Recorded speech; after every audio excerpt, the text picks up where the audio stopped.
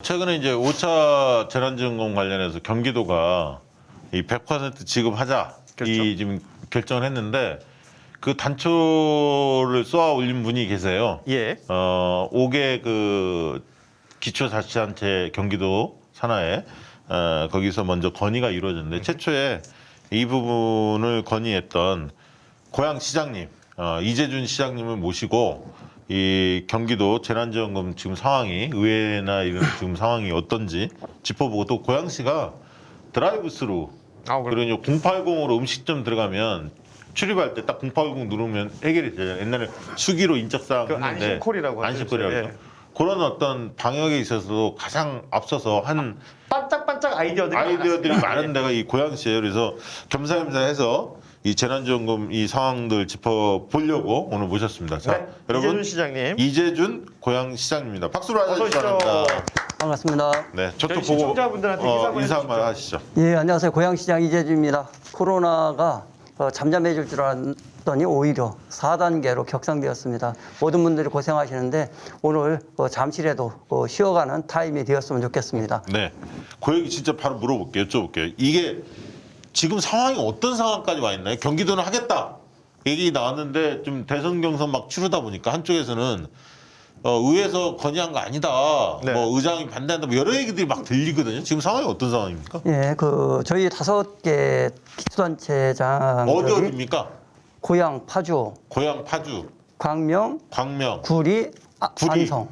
구리 안성. 안성, 구리, 안성. 이 5개 자치단체장들은 도의원을 경험을 했습니다. 그래서 이번에 이런 제안을 할 때 경기도가 재정이 좀 넉넉하다 이런 판단이 섰고 그래서 사실상 주민들한테 주고 싶은데 우리 혼자 독재적으로 고양시 같은 경우는 300억이 들어갑니다. 이 12%가.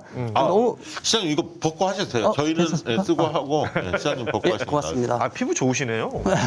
너무 이제 부담이 크니까 이걸 예. 도에서 좀 도움을 받았으면 좋겠다 이렇게 해서 이제 수선 목적으로 이제 제안을 했는데 그걸 지사님께서 받으시더라고요. 받으시고 그 논의가 이제 처음에는 이제 기초단체장 협의회에서 논의가 됐습니다. 그래서 31개 기초자치단 그렇죠. 협의회. 그래서 31개 시군 자치단체장들이 어떻게 하면 좋을까 서로 논의를 하다가 그러면 8대2 정도면 어떻겠느냐. 저희는 5대5를 했었는데 8대2 정도면 어떻겠냐 이런 제안이 있었고 결국은 지사님께서도 8대2 정도면 좋겠다 이렇게 됐는데 경기도 의회에서 대표단에서 이제 9대1을 제안을 해주셨고 9대1은 88% 외에 12%가 있는데 그거에 그중에 나누는 거죠. 90%는 경기도가 부담하고 먼저 부담하고. 10%는 기초자치단체가 예. 부담하는 이 얘기죠? 그렇죠. 그래서 결국은 이제 지사님께서 9대1로 최종적으로 이제 결정을 하셨고 이것은 이제 의회를 통과해야 되는데 의회 통과는 저는 이제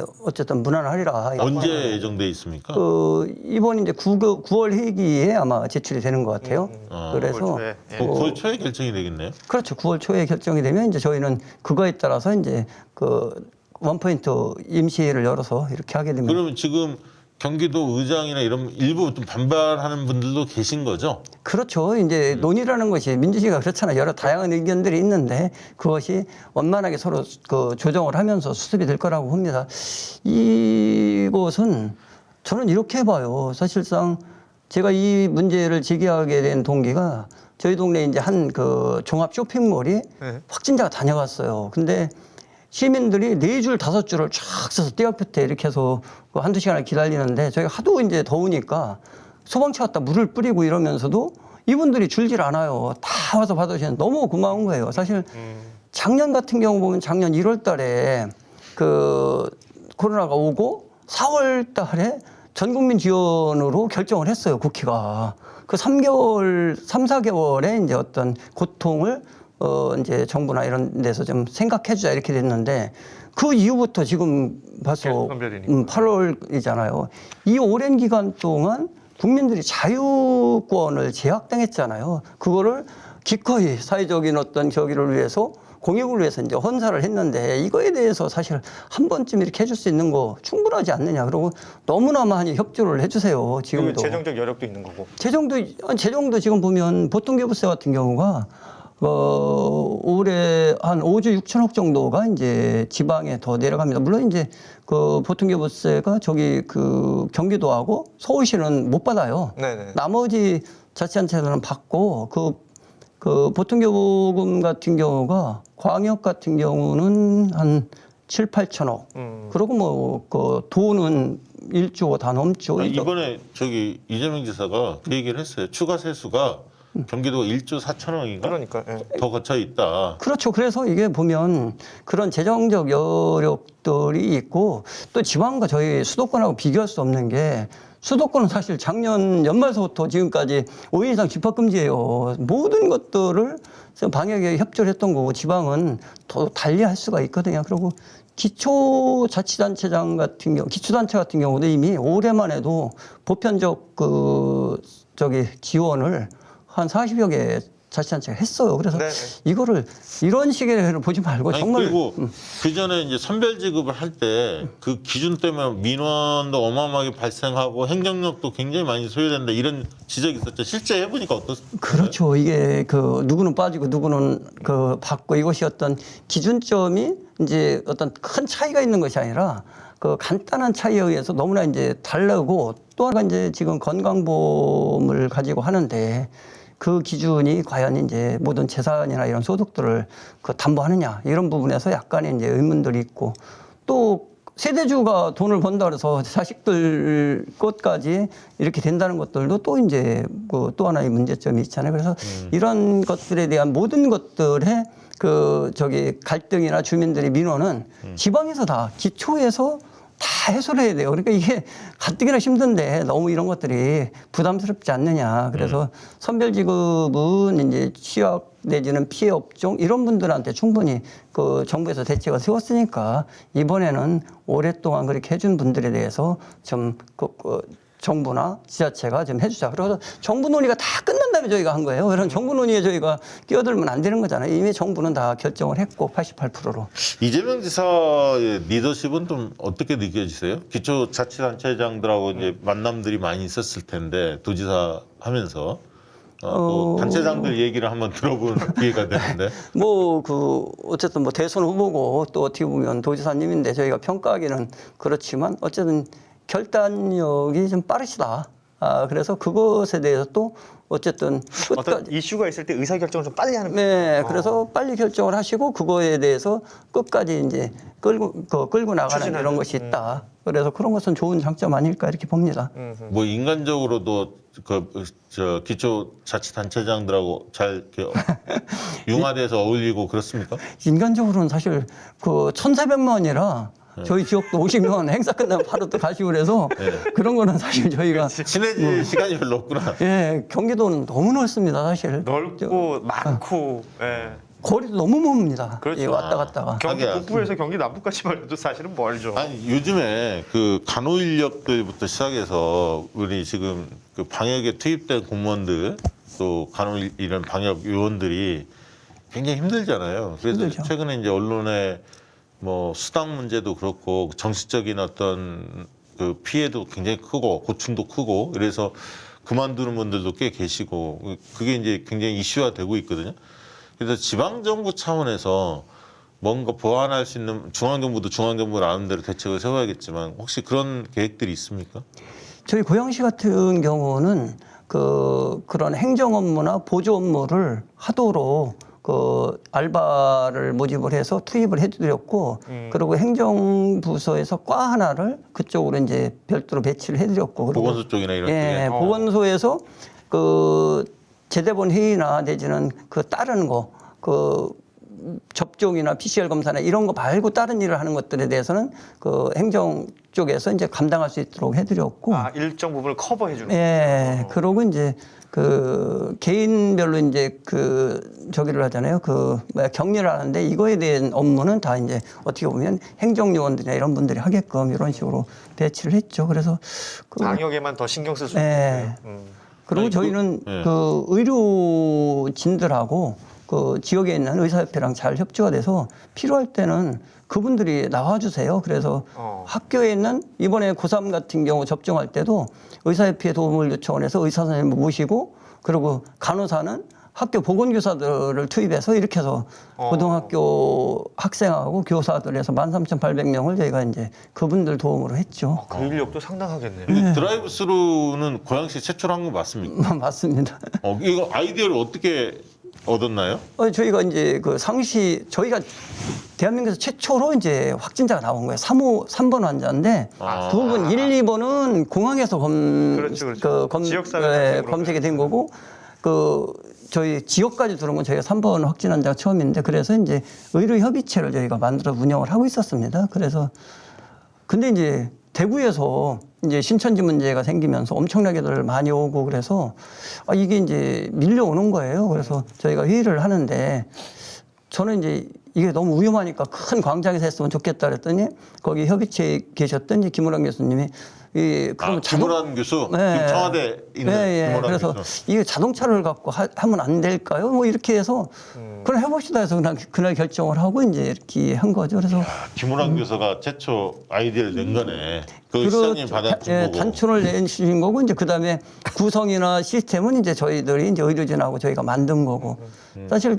그 저희보다 이제 그 하루 이틀 먼저 했던 데가 있는데 거기는 컨테이너 하나를 놓고 자동차 갖고 와서 하면 혼자 다 해주는 거고 저희는 포드 시스템처럼 시스템을 만든 거예요. 예, 문진, 검진, 검체해서 이 시스템을 만들어 놓으니까 자동화가 돼버린 거죠. 그래서 그날 이제 오픈을 10시에 했는데 10시 반부터 막 기자들이 밀려오는 거예요. 그래서 아니 우리 왜 이러지? 그랬더니 왜 이러지? 예, 그랬더니 그때 당시 이제 미국이나 이런 데서는 검사를 못 해가지고 그렇죠. 상당히 이제 애를 먹고 간호사들도 두려우니까 이제 피하는데 여기는 막 길거리에서 한다 그러니까 이제 너무 안전하고. 그 당시에는 해외에서도 취재가 많이 났습니까?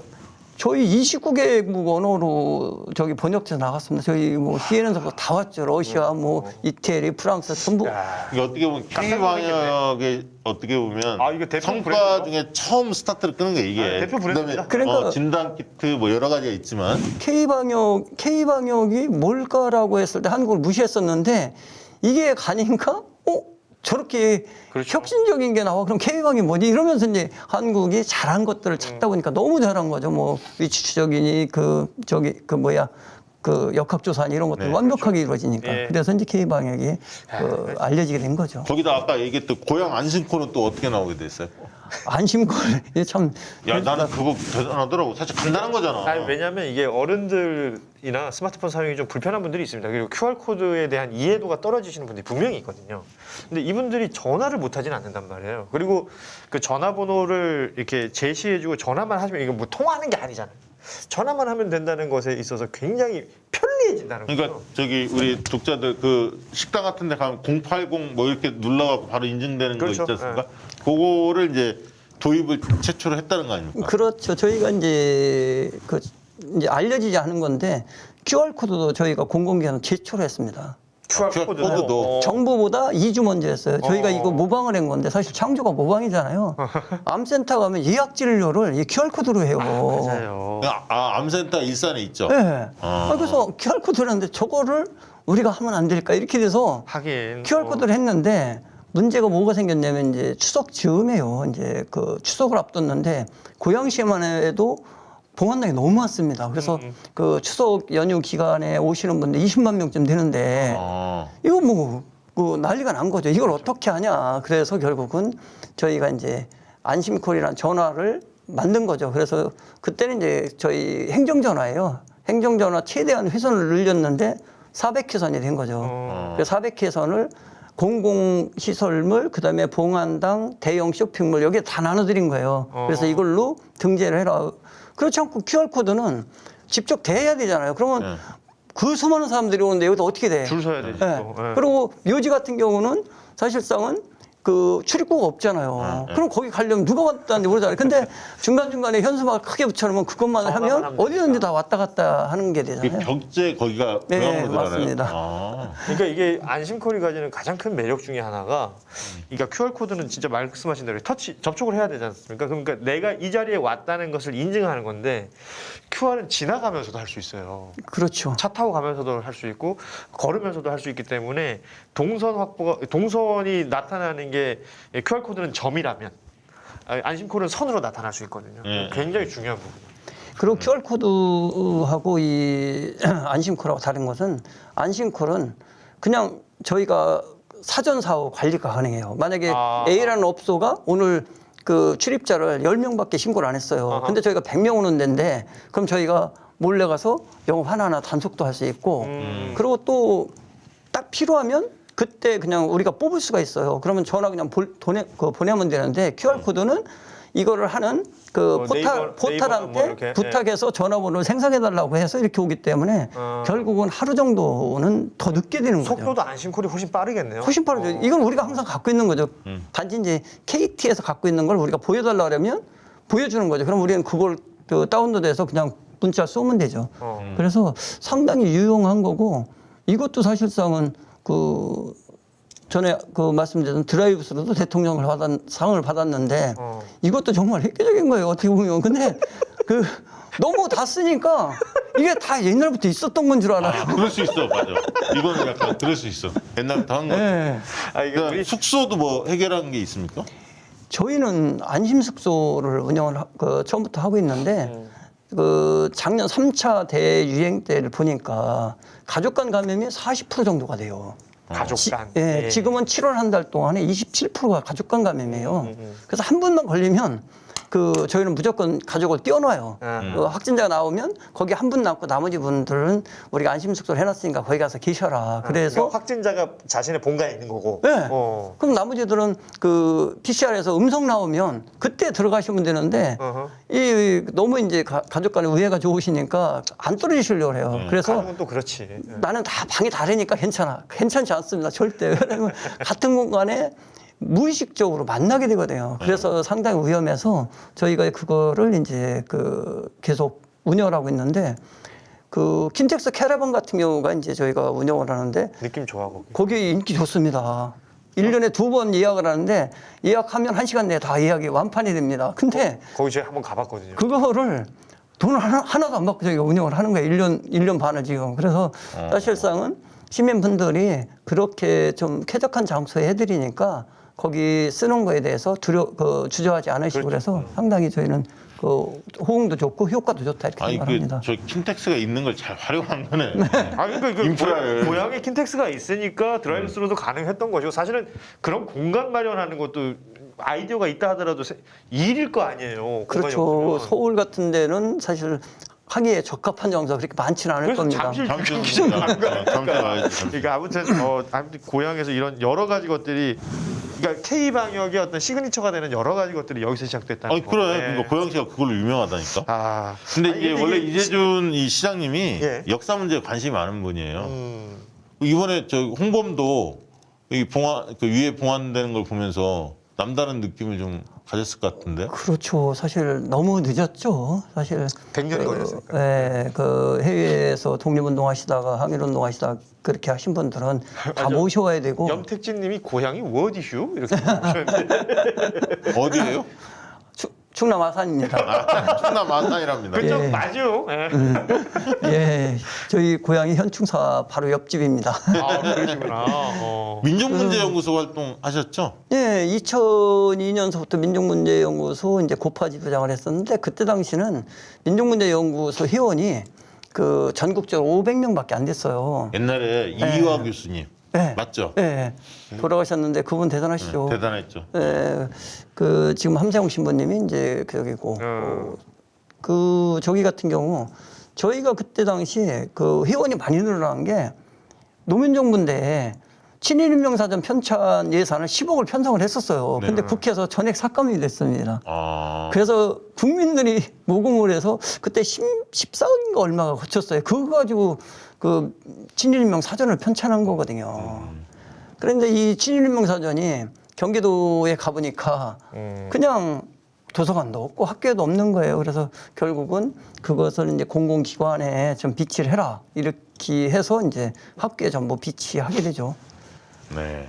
이번에 진짜 홍범도 거는 굉장히 감동적이었어요. 너무 잘 됐고 사실 홍범도 장군이나 그 몇 분 안 돼요. 북한이나 남북이 공동으로 진짜 추앙하고 좋아하는 분들. 맞아요. 네. 그 홍범도 장군이 그래서 저희가 KBS랑 이제 그 오래전서부터 이제 협의를 하고 있는데 아마 드라마 제작이 들어가는가 봐요. 그래서 저희하고 이제 여러 가지 지원 계획을 논의하고 있어서 이번 추경에 그 예산을 저희가 일부 반영하는 걸로 이렇게 이제 가닥은 잡고 있습니다. 고양시 차원에서 네, 고양시가 이제 드라마 제작을 지원하는 거죠. 지원하는. 그 밀양의 그 누구죠? 그 지난번에 의열단 김원봉. 김원봉 그 양반도 밀양이에요, 밀양. 그렇죠.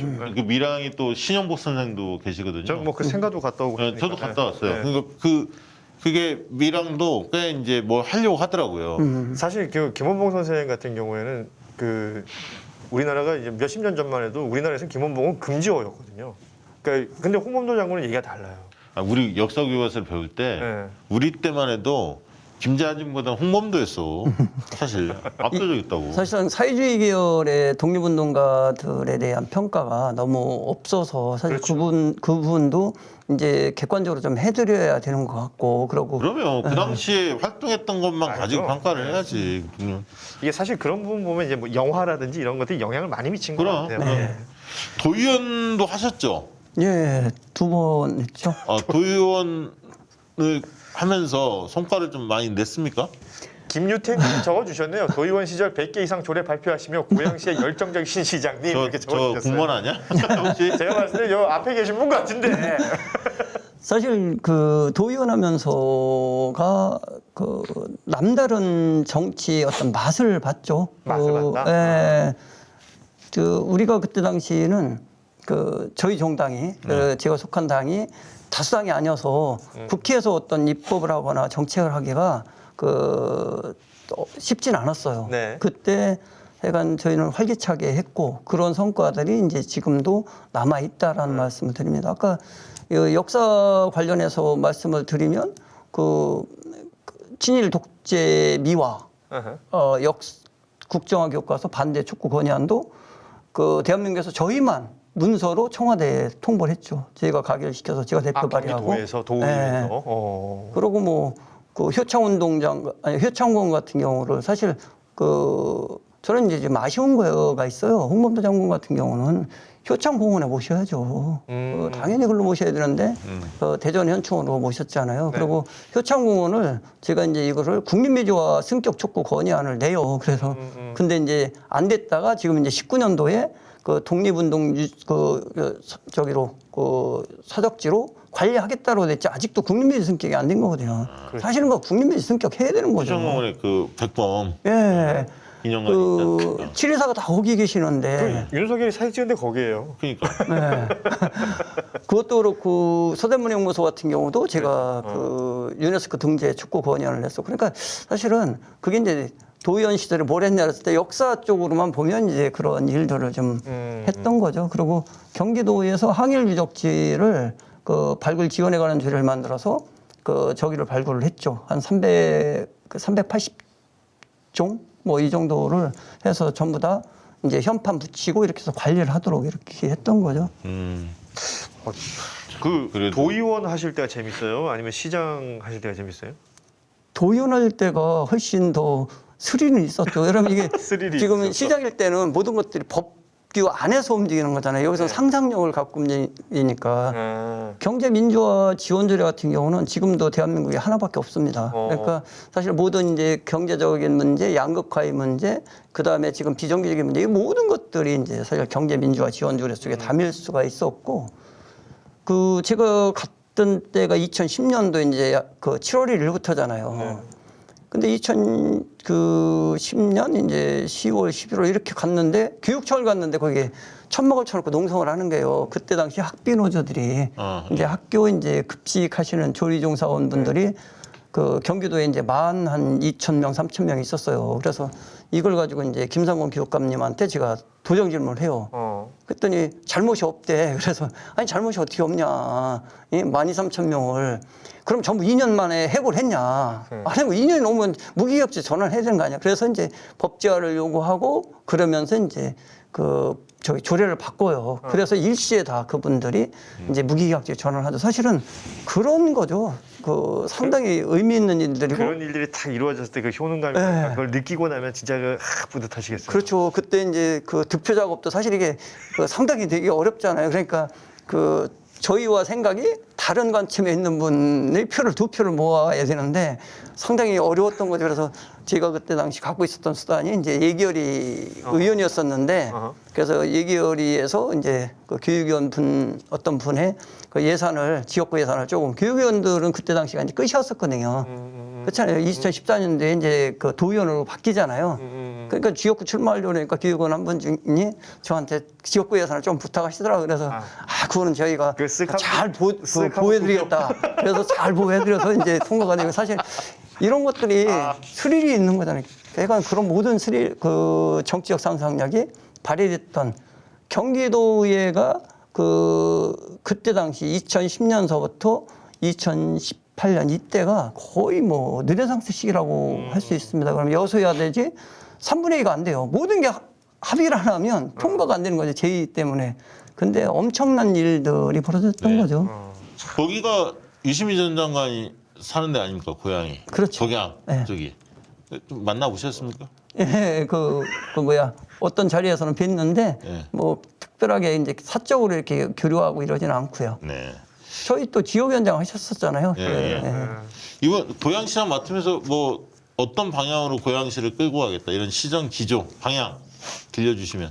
고양시장 하면서 그 여러 가지가 있지만 우선은 이제 고양시가 하나는 이제 손해보지 않는 거.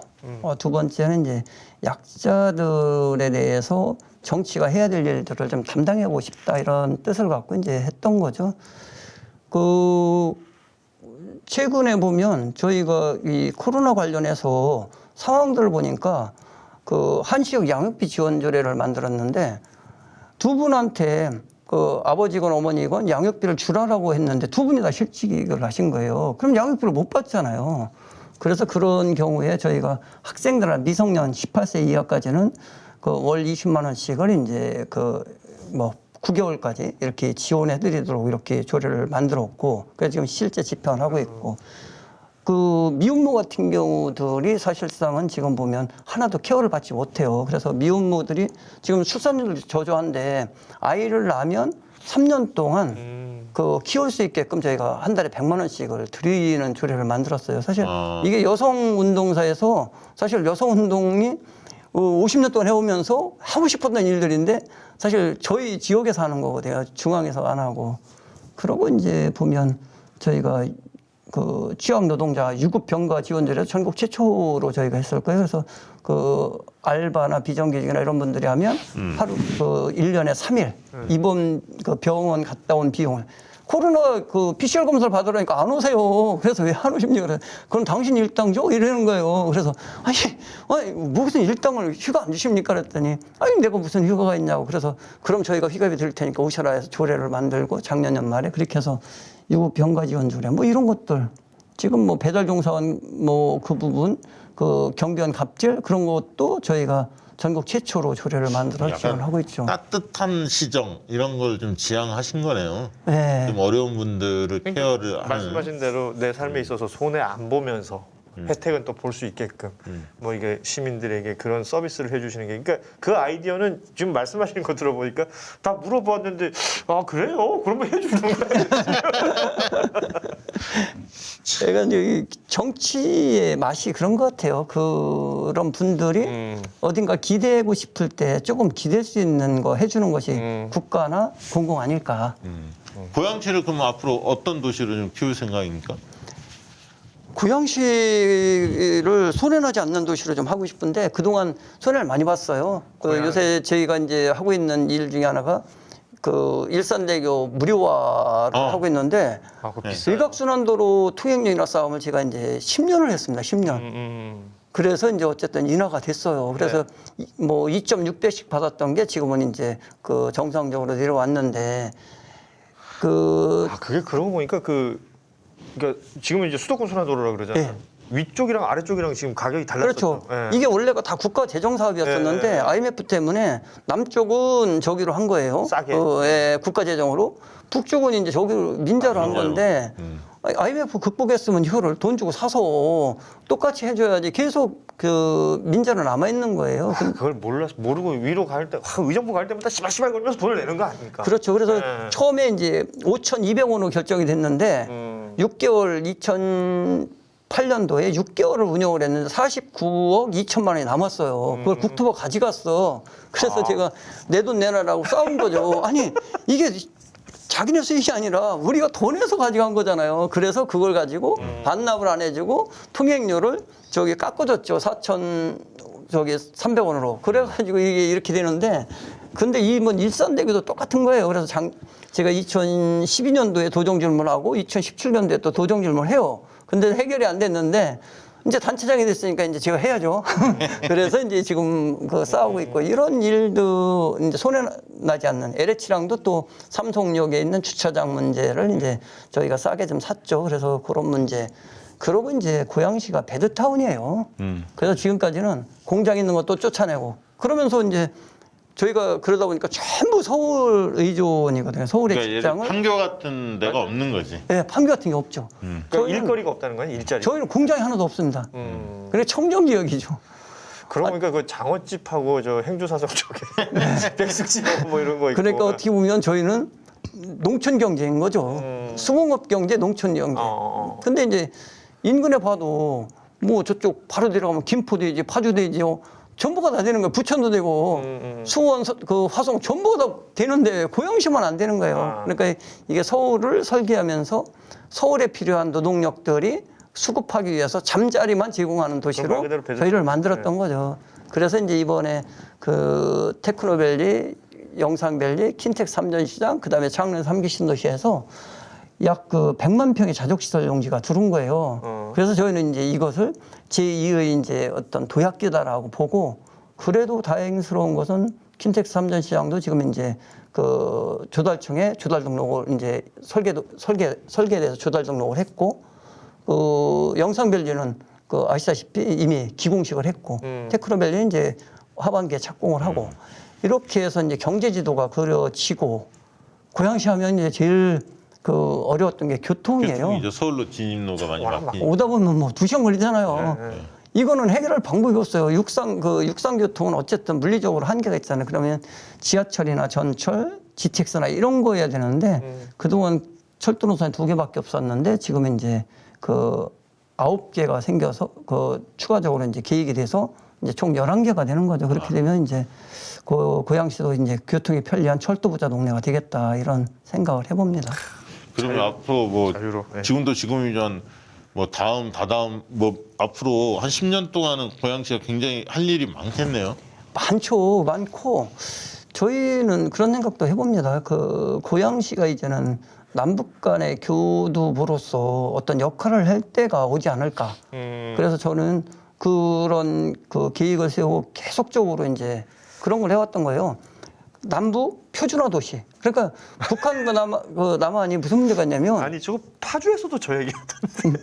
아니 저희는 계속 그거를 그 세미나도 하고 국제 포럼도 하고 그래요. 이게 뭐가 있냐면 그 자동차가 한번 가려고 그러면 무게가 교량에 하중이 안 맞아서 못 가는 거예요. 그러니까 그러고 우리 이제 뭐 청와대나 누가 이렇게 가잖아요. 그러면 공관원들 그 교통사고 나면 차량보험 어떻게 될 거예요. 그래서 저희가 지난번에는 그런 거에 대한 토론도 했어요. 토론회도. 그리고 작년에도 사실은 그 토론을 하려고 준비하다가 라오스에서 이제 개최하자고 그래가지고 거기까지 못 가고 그래서 연변에서 하자 그러고서 이제 그건 취소하고 이렇게 했는데 평화의료 포럼도 저희가 계속 하고 있고 그 클러스터를 이제 테크노밸리에다가 만들고 그래서 평화 관련해서는 고양시가 아무래도 그 선두주자로 그러면 이게 그 파주가 가깝지만 이제 뭐 파주나 연천에 가깝지만 그 모든 것들을 할 수 있는 호텔이니 전시장이니 인프라들이 있어야 되잖아요. 그리고 파주 고향은 사실은 한 형제예요. 그 옛날에는 뭐 같이 학교 다녔는데 그러니까 지금은 시간 나눠지니까 이렇게 돼 있는 거고 그래서 파주가 좋은 것들을 하고 대신에 우리가 또 장점 있는 것은 같이 하면서 서로 윈윈하면 되지 않을까 이런 생각을 해봅니다. 같은 형제예요. 네. 끝으로 한마디 오늘 저기 일산 자랑 한마디 마지막으로 하시고 마무리하시죠.